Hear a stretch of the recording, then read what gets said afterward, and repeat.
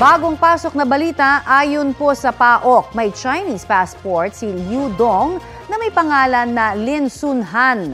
Pero sa kanya po mga unang taon sa Pilipinas, kinuha niya ang pagkakakilanlan at passport ng isang Liu Dong na ginagamit niya umano sa iba't ibang transaksyon. Bukod sa Lucky South 99 Pogo sa Porac, Pampanga, sangkot din daw si Lin Sun Han sa iba pang kumpanya at illegal activities sa Regions 1, 3, 4A, 7 at maging dito sa Metro Manila.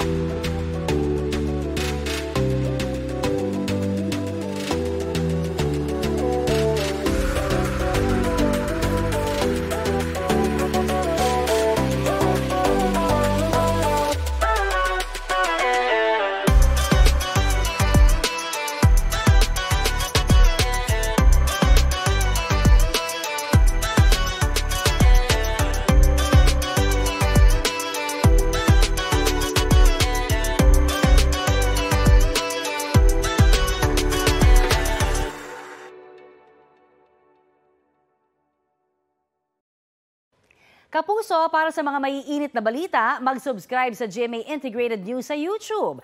Sa mga kapuso naman abroad, subaybayan nyo kami sa GMA Pinoy TV at sa www.gmanews.tv.